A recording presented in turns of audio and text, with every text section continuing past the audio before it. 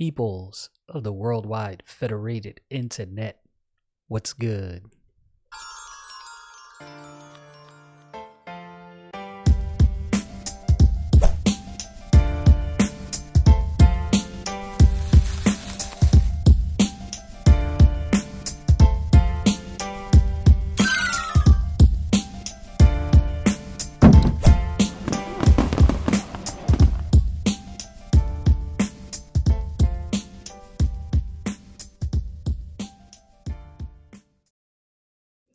All right, so before I move on to Jonah chapter 3, what I wanted to do is I wanted to cover a little more historical backdrop. And the reason I wanted to cover more historical backdrop is because of what's going to happen next. As you know, Jonah is going to go to Nineveh. He's going to preach the message that God instructed him to preach.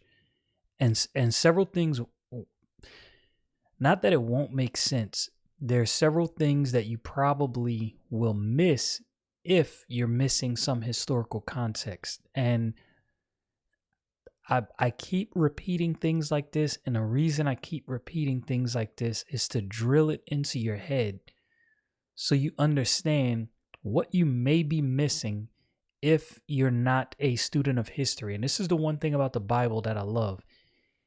Everybody I know who's gotten saved and believed the Bible, they almost inevitably become a student of history. History is fascinating.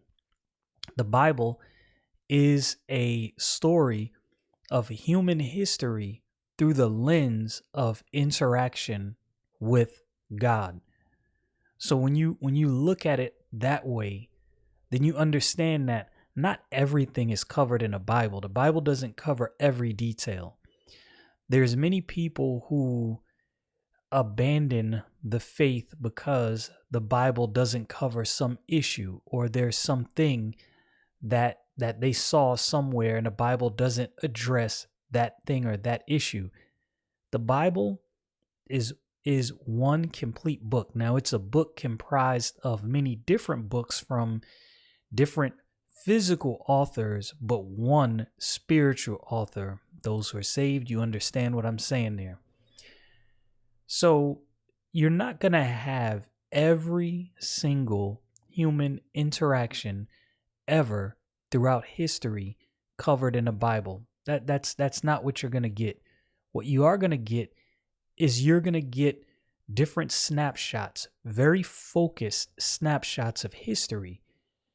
And when you look at the Bible in that way, you see how these different snapshots affect the greater scope of history, and you see the backdrop of the greater scope of history and how it fits in to the Bible accounts. I think when you view the Bible that way, it gives you a greater understanding. Now, I'm going to say, and I've said this before and I'll say again, I'm not telling you that you necessarily absolutely have to be a history buff in order to understand what's going on in the Bible. I'm not going to tell you that. I'm not going to tell you that you absolutely have to know historical events. I'm not going to tell you that either. I've read my Bible for years, and there's things that I did not have historical context for. Now, some of those things, as I became a greater student of history, some of those things undoubtedly made more sense, right? Like, I give you an example. Jonah preached to the Ninevites, and when you look at what he said, it seemed like a message that didn't have much to it. But when you understand who the Assyrians are and you understand the level of their violence, then you look at what the king of Assyria said after the whole city repented. You know, when he put on sackcloth and ashes, and he told the people to turn from their violence. Now, a common onlooker would be like, all right, turn from their violence. Okay, so people are violent. No, the Assyrians were, that was their signature. Their violence was their signature. This is what made these people who they are. And this is why that violence was such a big deal. Having that historical context of who the Assyrians are and who they were in their violence, man, it makes Jonah's message to them and then what the king of Assyria said subsequently makes so much more sense because now I have the full context. So I want to go into who is this king of Assyria during the time of Jonah. I've heard a bunch of different things about it. I'm not going to tell you that I'm dogmatically correct, but I'm going to say I think my assessment is the most accurate. I am not a history buff. I'm a history enthusiast. I can only go on the information that I have readily available. And in this day and age, we have a lot of information readily available. So first, I'm going to go to the book of 2 Kings chapter 14 and give you a timeline of Jonah. I did this in a previous episode. If you go back to my original episode starting the book of Jonah, I kind of went over this, but I want to go over this again, and I definitely want to do this before entering chapter 3 because there's some historical events that'll add more context. So anyway, without further ado, book of 2 Kings, let's get into this. Okay.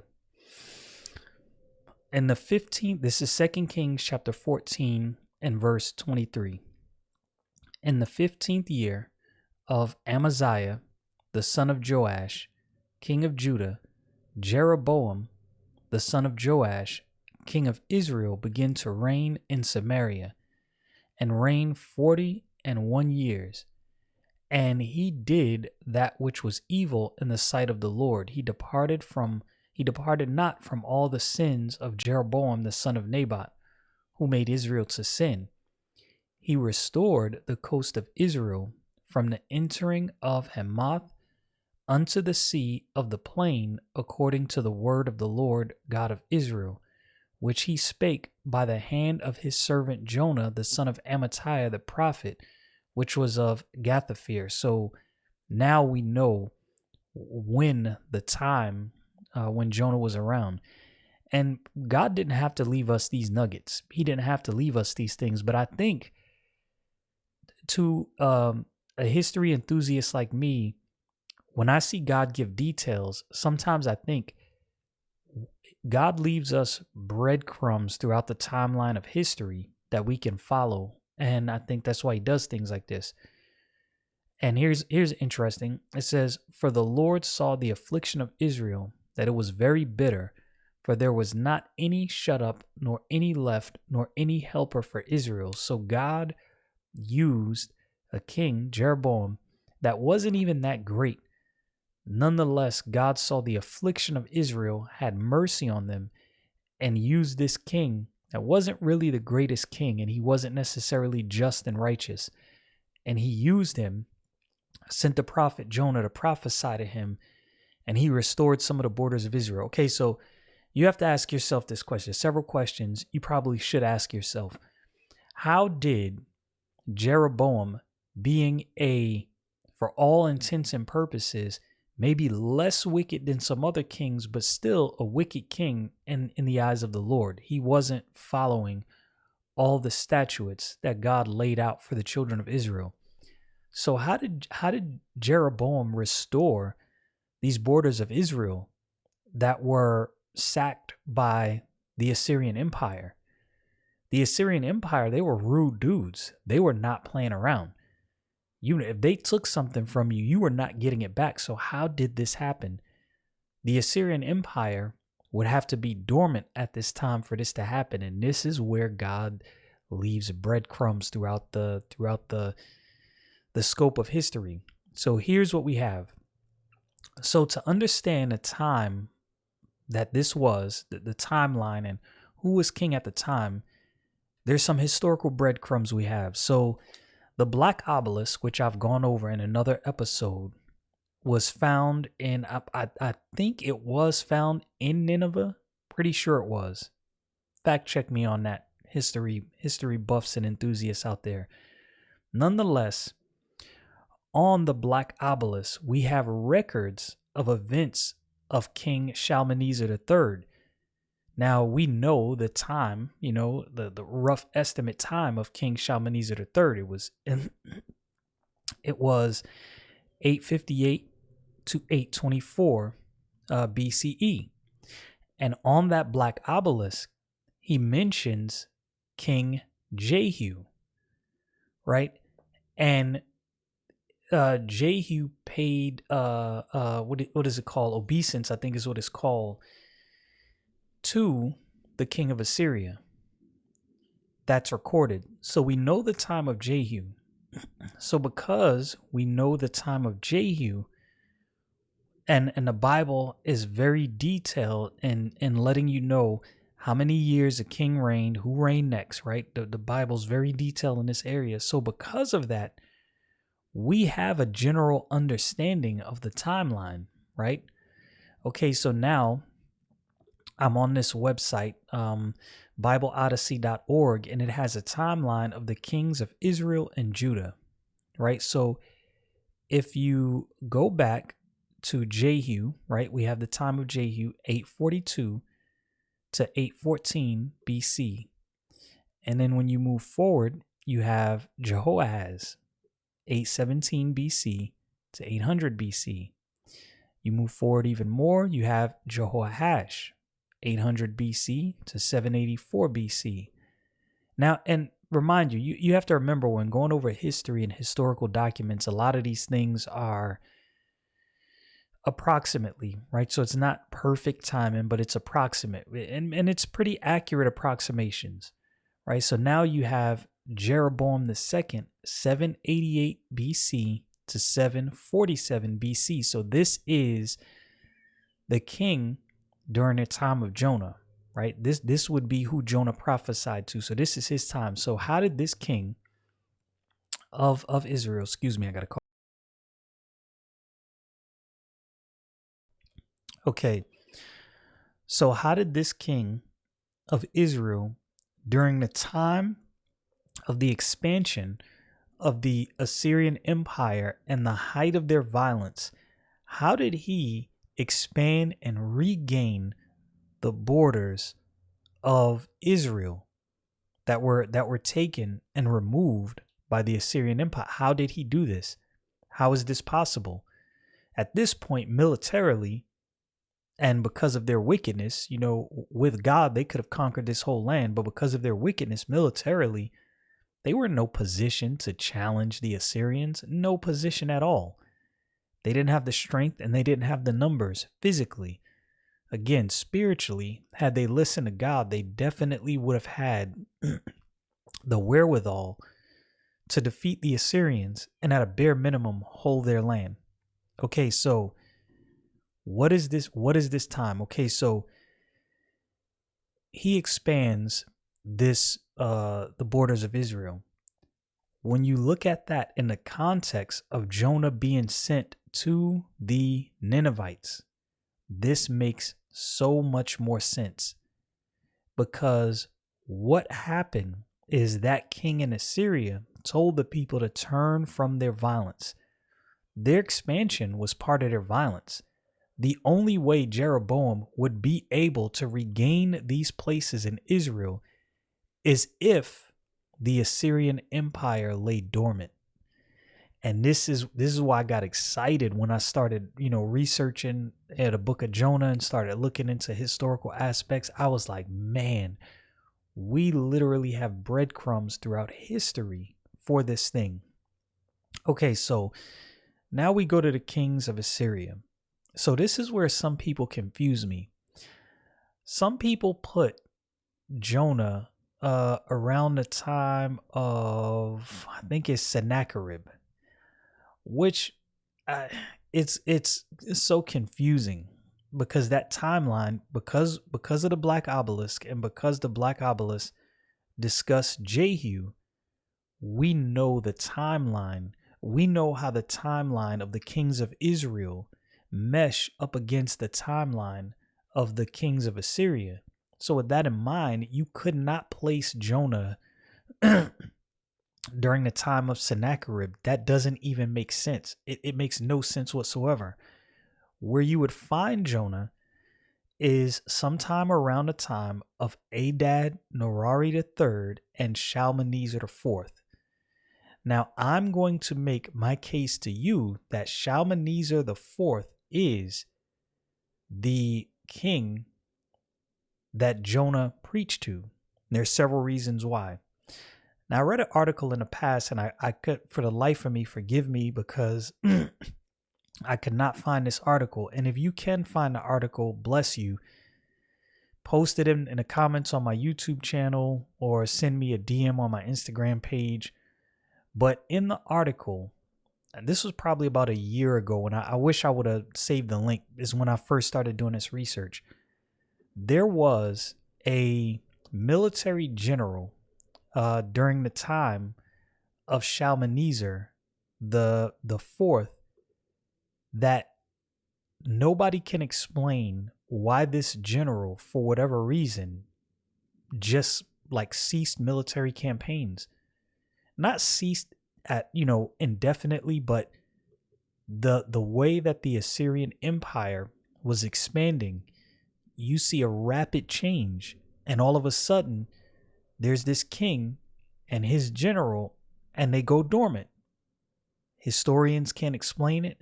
Nobody knows exactly why, and this happens at around the approximate same time that Jonah preached to the king of Assyria.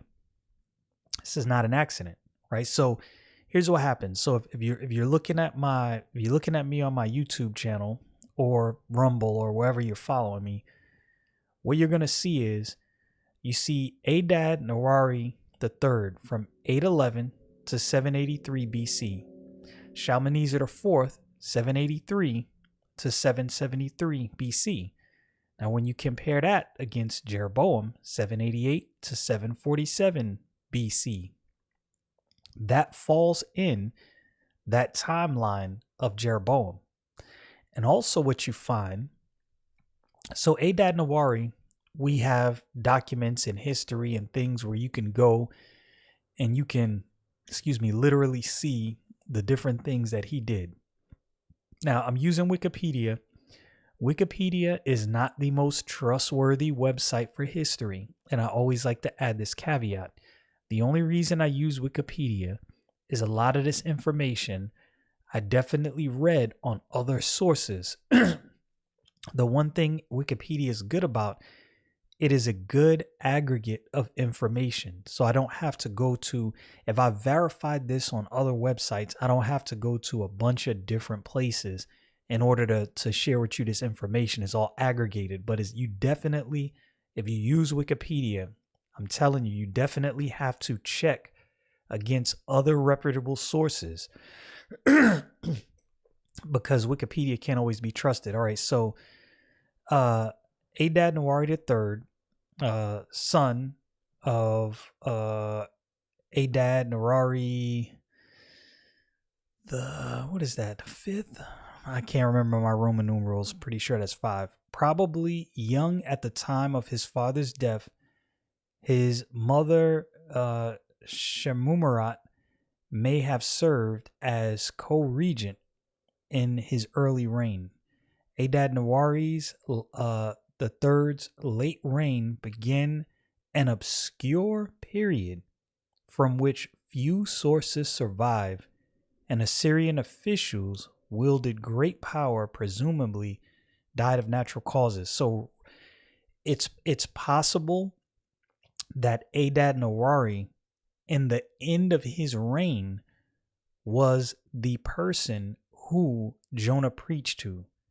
It could have also been Shalmaneser the fourth. It could have been either one of these, right? If it was Adad Nawari III, it was definitely at the tail end of his reign, because you look at what it says.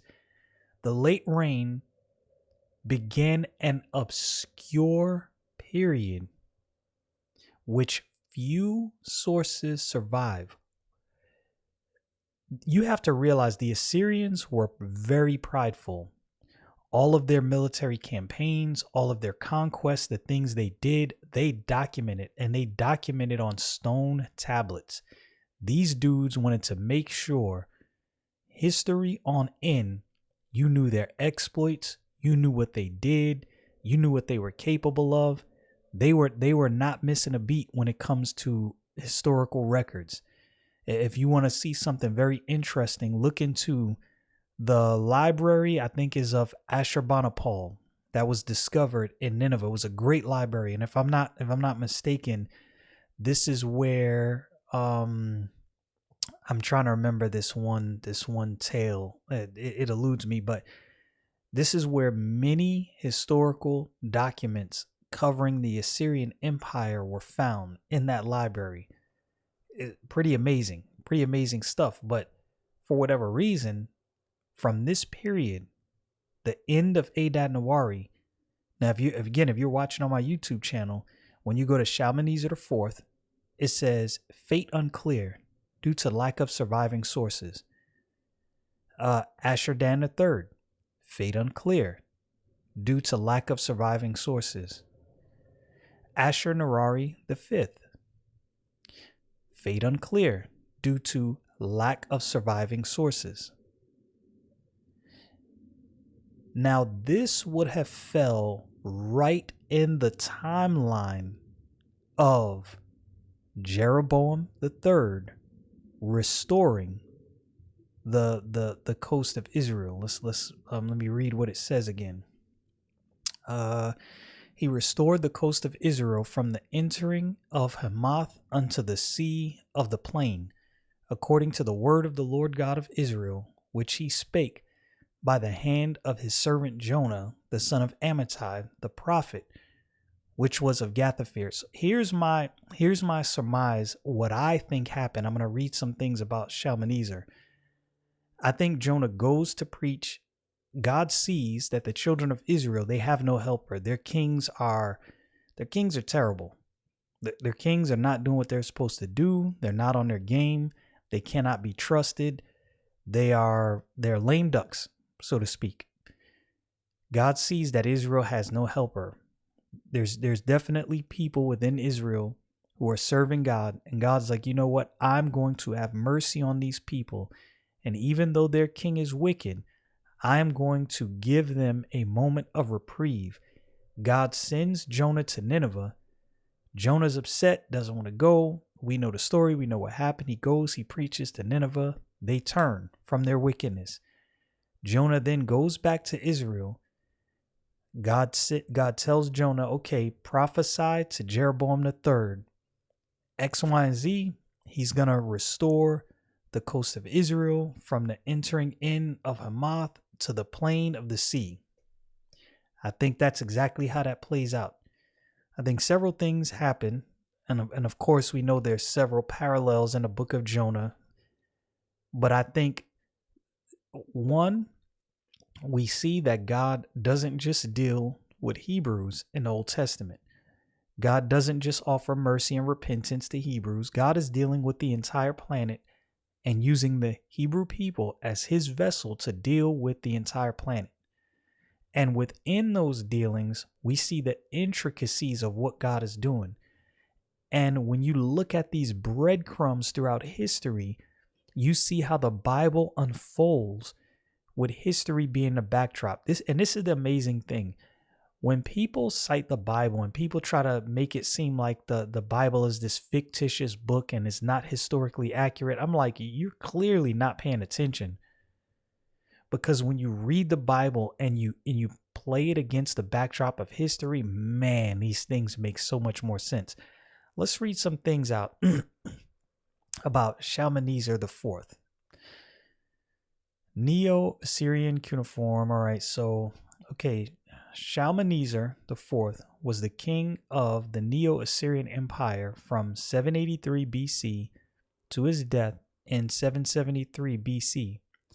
Shalmaneser was the son of the successor of his predecessor Adad Nawari III, and ruled during the period of Assyrian decline. from which few sources survive. As such, his reign, other than broad political development, is poorly known. Shalmaneser's time was marked by both an increase in the power held by Assyrian officials relative to the king and Assyria's enemies growing increasingly powerful. Most of Shalmaneser's military efforts were spent warring against the king of Urartu in the north, which during this time was reaching the peak of its power. Funny, right? Like God gave Assyria the perfect enemy to keep them occupied while he allowed the children of Israel some reprieve. So let's read a little bit about Adad Nawari. So this is about Adad Nawari III, was king of Assyria from 811 to 783 BC. Adad Nawari was son and predecessor of King Shalmaneser Adad the fifth, and was apparently quite young at the time of his accession, because for the first 5 years of his reign, his mother, Shamumarat, was highly influential, which has given rise to the legend of Semiramis. It's widely rejected that his mother acted as regent, but she was surprisingly influential influential for the time period. Excuse me. He was the father of kings Ashur-Narari the fifth, Shalmaneser the fourth, and Ashur-Dan the third. Tilgath-Pileser the third described himself as the son of Adad-Nirari in his inscriptions, but it is uncertain if this is true.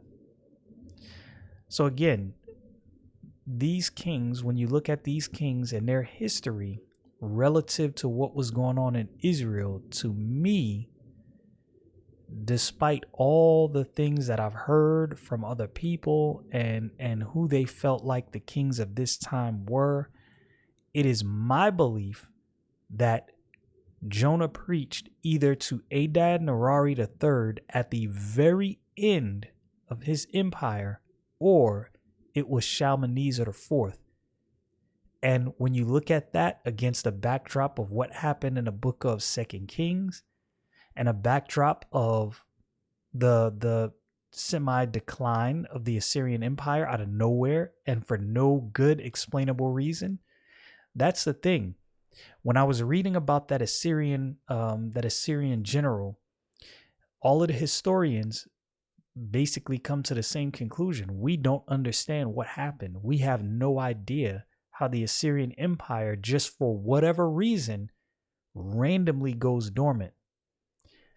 I say the book of Jonah offers you an answer to that historical mystery. Y'all know what it is. Stay frosty, people.